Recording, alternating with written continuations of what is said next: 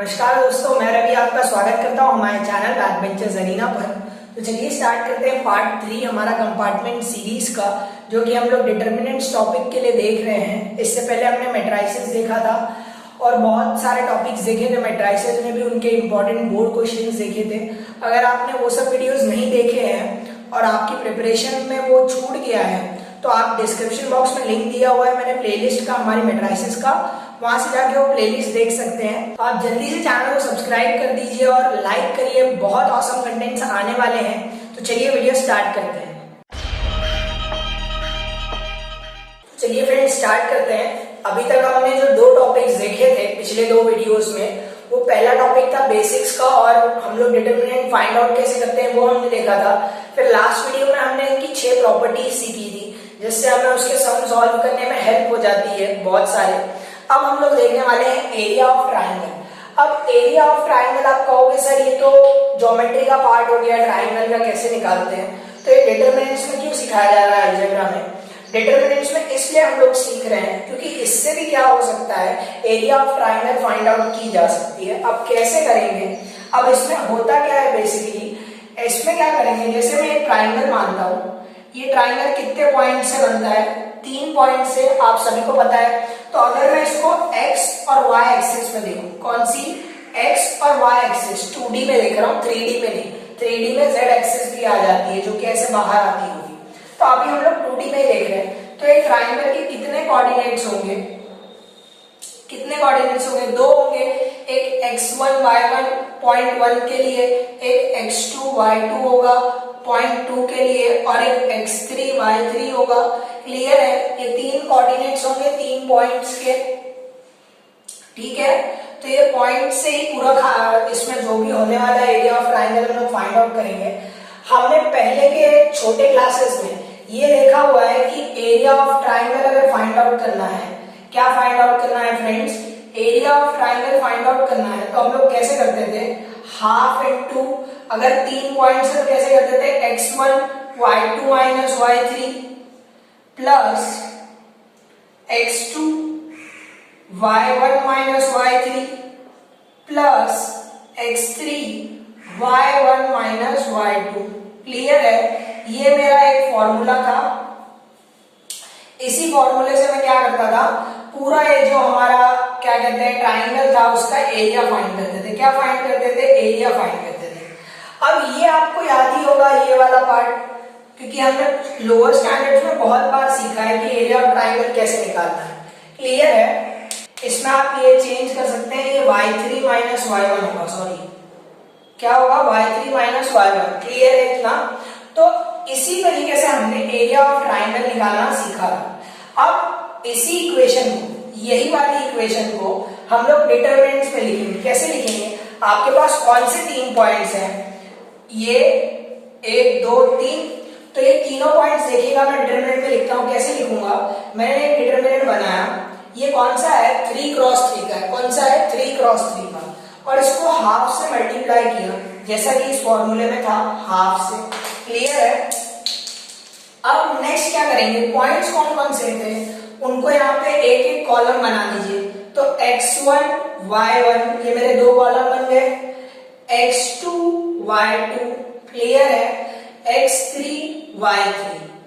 यहां तक समझ में आया? फिर उसके बाद कहोगे सर मैंने कहा था 3 क्रॉस 3 का बनाना है। किसका बनाना है? 3 क्रॉस 3। और थर्ड वाला कोऑर्डिनेट्स नहीं पता ना आपको, तो क्या लिख देना है? 1 1 1 लिख देना है। क्लियर है फ्रेंड्स? इतना समझ में आया? ऐसे ही हम लोग एरिया ऑफ ट्राइंगल निकालने वाले हैं। हमारे डिटरमिनेंट्स में इसको कैसे लिखेंगे? ऐसे लिखेंगे।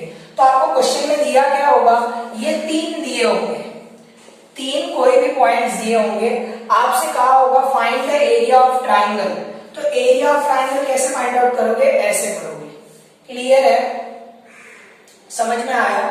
तो यही तरीके से हमें क्या निकालना है? एरिया ऑफ ट्राइंगल निकालना है। तो चलिए इसके ऊपर 1-2 एग्जांपल्स देखते हैं, जिससे हमारा एरिया ऑफ ट्राइंगल और अच्छे से क्लियर हो जाएगा। तो चलिए एग्जांपल स्टार्ट करते हैं। तो उससे पहले यहाँ पे एरिया ऑफ ट्राइंगल का फॉर्मूला क्या था मेरा?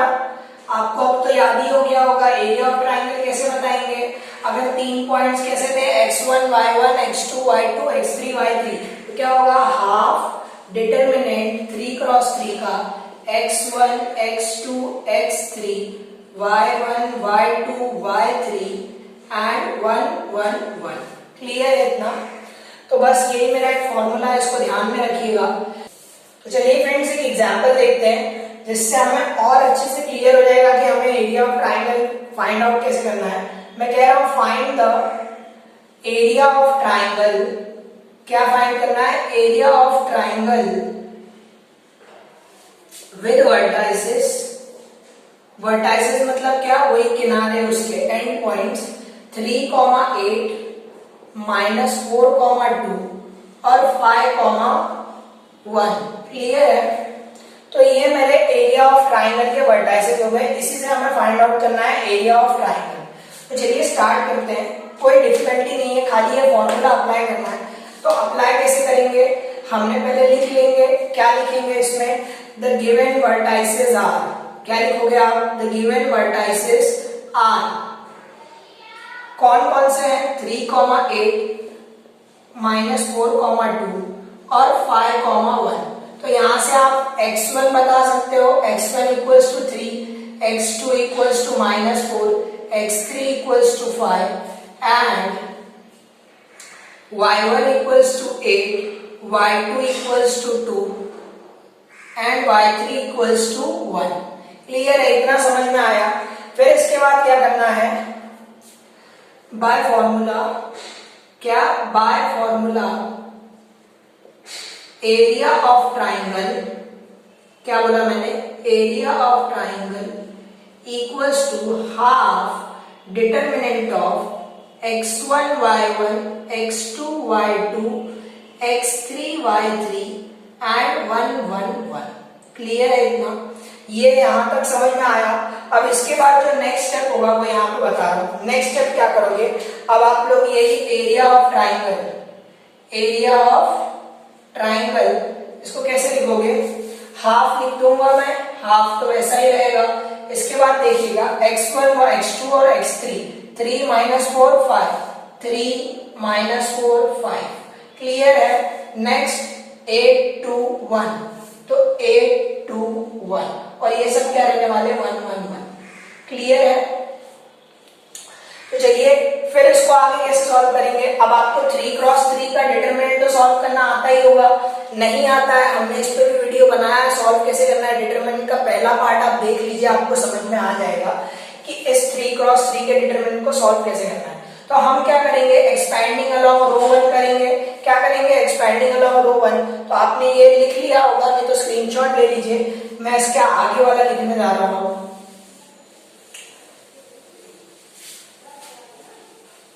तो समझ में आया था आपको? तो इसके आगे का स्टेप क्या होगा?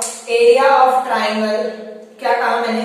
Area of triangle equals to half, और क्या दिया हुआ था मेरा? 3 -4 5 8 2 1 और 1 1 1। मैं क्या करने जा रहा था? एक्सपैंडिंग अलोंग रो 1। रो 1 के अलोंग एक्सपैंड करेंगे। तो पहले एलिमेंट को देखिए 3 है, तो कैसा होगा? इसके आगे का तो आपको आता ही है, हाफ 3 और ये क्या होगा? Criss cross 2 -1 -8। ये पूरे के लिए तो ब्रैकेट दे दीजिए। अब इसके लिए देखिए ये और ये भूल जाइए। 4 1 4 पर -4 -5 1 5। क्लियर है? +1 इसको और इसको भूल जाइए। 4 1 4 तो -4 -5 2 10। क्लियर है इतना? समझ में आया? अब इसके बाद क्या करेंगे? इसकी वैल्यू चलिए सॉल्व कर दीजिए इसी को। ये 2 - 1 1 ही रहने वाला है। 3 माइनस प्लस, तो ये कितना हो गया? -9 हो गया। 8 9 72 +72। क्लियर है? अब उसके बाद ये वाला देखिए, -14, तो यहाँ क्या आ जाएगा? -14। समझ में आया? 14 और ये मिलके क्या हो जाएंगे? 17। तो 72 में से सॉरी ये 11 हो जाएगा। 11 माइनस कर दीजिए इसमें से, तो कितना बचा? 61। तो हाफ 61। समझ में आया आपको?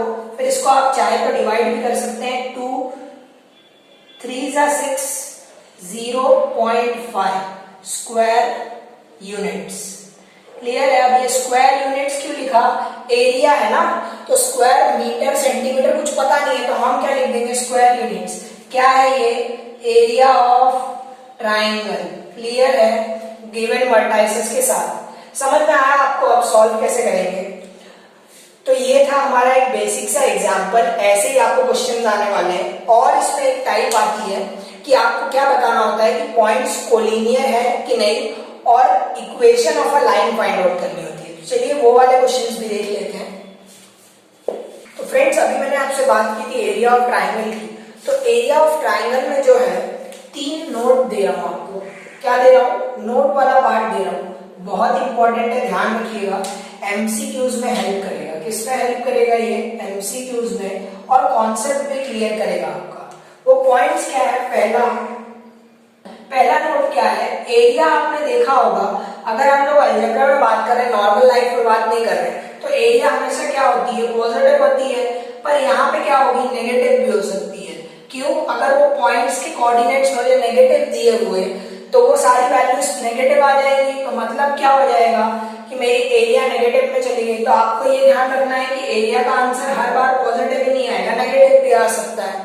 क्लियर है? तो इसलिए जब आपको कोई एरिया दी होगी, क्या दी होगी? जब आपको कोई एरिया दी होगी तो आप उसको पॉजिटिव के लिए भी सॉल्व करोगे और नेगेटिव के लिए भी सॉल्व करोगे। क्या बोला मैंने? सेकेंड पॉइंट यहाँ पे देखिए कि always solve for 2 values of area if it is given।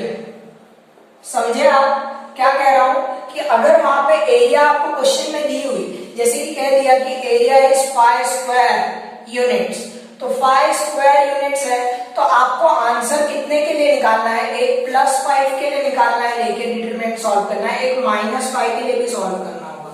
Clear है फ्रेंड्स? समझ में आया आपको? तो जो पॉइंट्स आपको मिलेंगे तो फिर उनकी 2 वैल्यूज होंगी कभी भी। ये आपको हमेशा ध्यान रखना है। Always solve 2 values of the area if it is given that are positive and negative। समझ में आया?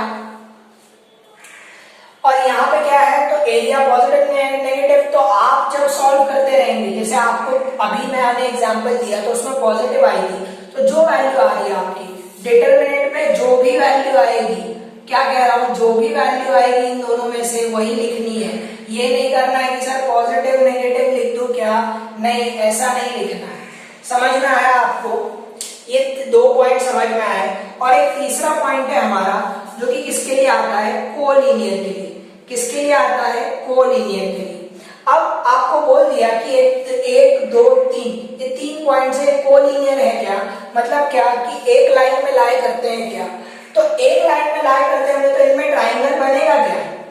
कोई तीनों पॉइंट्स को मिला के, इन तीनों पॉइंट्स को मिला के मैं ट्राइंगल बना सकता हूँ? नहीं बना सकता हूँ। तो कोलिनियर होंगे तो आपको पता कैसे चलेगा? उनका जो एरिया निकालोगे, क्या निकालोगे? Area is always 0। अगर एरिया हमारी 0 आ रही है, वो फॉर्मूले से सॉल्व कर लेंगे। कौन सा? Half x1 y11 x2 y21 x3 y31। अगर इसका आंसर इक्वल टू 0 आ रहा है, तब मतलब क्या है कि वो पॉइंट्स क्या है? कोलिनियर है। क्लियर है? तो ये 3 चीजें आपको एकदम से याद रखनी है, क्योंकि बहुत इंपॉर्टेंट है फ्रेंड्स। एमसीक्यूज में जरूर पूछा जाता है कि इफ एरिया दी होगी आपको, वहां पे ऐसे ये वर्ड वाली पूरी पूछेंगे नहीं कि सॉल्व 2 वैल्यूज के लिए करना है कि नहीं। वहां पे आपको एरिया दी होगी ऐसे 5 स्क्वायर यूनिट्स, और आपसे कुछ x और y की वैल्यू पूछी होगी। इसमें से 4 दी होंगी, 5 दी होंगी, 1 नहीं दी होगी, तो वो पूछी होगी, तो उसकी वैल्यूज पॉजिटिव और नेगेटिव दोनों लेके आनी है। क्लियर है? 2 बार सॉल्व करना है। एक बार वो जो एरिया दूंगा वो 5 लेके सॉल्व करूंगा, एक बार -5। समझ में आया? और हमें जो आंसर आएगा, जैसे कि हमें जो पॉइंट्स दिए थे उसके हिसाब से पॉजिटिव आ रही है या नेगेटिव आ रही है, तो वही आंसर लिखना है जैसा आपने एग्जांपल में देखा। और कोलिनियर के लिए क्या होगा? Area always 0। समझ में आया यहाँ तक? चलिए नेक्स्ट पार्ट देखते हैं। एक एग्जांपल और देखेंगे कि ये वाला इक्वेशन ऑफ अ लाइन भी आ जाता है कभी कभी, तो चलिए वो देखते हैं। चलिए फ्रेंड्स नेक्स्ट एग्जांपल देखते हैं। हमें बोला गया है find the equation of line. क्या बोला मैंने? Find the equation of line. 2 point से बन रही है। ए एक पॉइंट है 5,4, बी एक पॉइंट है 0,0। क्लियर है? ये समझ में आया। बी एक पॉइंट था 0,0, तो इसी के लिए हमको equation of a line find करनी है यूजिंग डिटरमिनेंट्स। क्या? Using determinants. समझ में आया आपको क्या करना होगा? नहीं समझ में आ रहा है? चलिए बताता हूं। हम पहले क्या कर लेंगे, एक और पॉइंट कंसीडर करेंगे, क्योंकि अभी तक मैंने फॉर्मूला कौन सा सीखा है? यही वाला ना, कि x1 x2 x3 y1 y2 y3 और ये 1 1 1 और ये हाफ। क्लियर है? ये एरिया ऑफ ट्रायंगल का फॉर्मूला हमने सीखा हुआ है। तो यहाँ तो 2 ही पॉइंट्स हैं, तो कैसे करेंगे? कोई दिक्कत नहीं है। आपको क्या करना है? Let us consider a point. क्या कर लूंगा? एक पॉइंट कंसीडर कर लूंगा P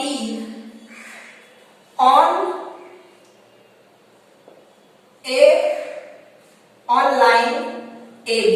क्लियर है? कहां पर? ऑन लाइन AB पे वो पॉइंट है। तो P के कोऑर्डिनेट्स क्या है? P को x, y। क्या है? x, y है। ठीक है? तो इस जो इक्वेशन मैंने बोली, इसका मतलब क्या हुआ कि कैसा है, ये AB लाइन थी, ये AB लाइन थी और पॉइंट P कहीं भी लाई कर रहा है, पर इसी लाइन पे लाई कर रहा है। मतलब क्या हो गया?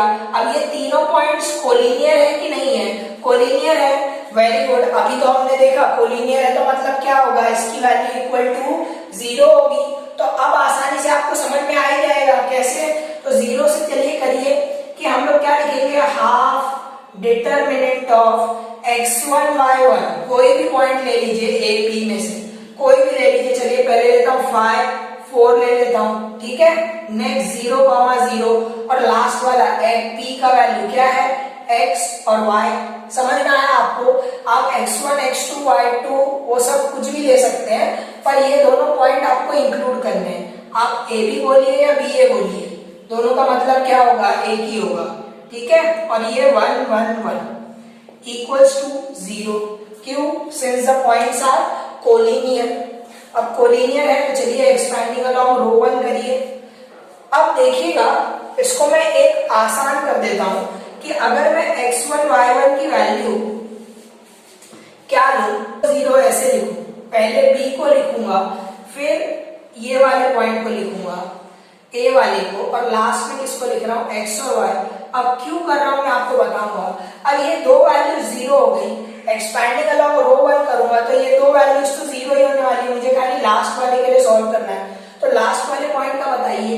हाफ 1 इंटू, ये दोनों तो 0 ही हो गए, 1 इंटू, तो ये वाली कॉलम और ये वाली रो को भूल जाइए। क्या होगा? 4x minus 5y। क्लियर है? क्या होगा? 5y minus 4x। समझ में आया? Is equals to 0। तो अब 0 आ गया तो ये वाले क्या हो जाएगा? हाफ उस तरफ गया, 2 बना, वो भी 0 है। तो 5y इक्वल्स टू 4x आया, 4x आया तो 5y, तो y की वैल्यू क्या हो गई? 4/5x। यही है मेरी equation of a line. Equation of a line यही है। क्या है ये? Equation of a line AB। Clear है? कैसे पता चला? इक्वेशन ऑफ अ लाइन पता है आपको? y is equal to mx। तो ये m तो इसका स्लोप हो गया और x। समझ में आया? तो इसी के साथ हमारा वीडियो यहीं पे खत्म होता है। तो अगर आपने अभी भी चैनल को सब्सक्राइब नहीं किया तो चैनल को सब्सक्राइब कर लीजिए। वीडियो पसंद आ रही हो तो वीडियो लाइक करिएगा। और हाँ, आप इसके बाद अगर चाहें तो ये क्वेश्चंस जो भी हैं, इससे ज्यादा क्वेश्चंस आपको आपकी टेक्स्ट बुक में मिल जाएंगे, तो आप वहां से अटेम्प्ट करिएगा। अगर आपको उसमें कोई भी दिक्कत आती है एक्सरसाइज 4.3 में, तो आप मुझे कमेंट करके बताइएगा कमेंट बॉक्स में। मैं आपकी सारी क्वेरीज जो भी होंगी कमेंट के गो थ्रू करने के बाद आपको यहाँ पे वो सॉल्व करके दिखा दूंगा friends. Thank you for watching.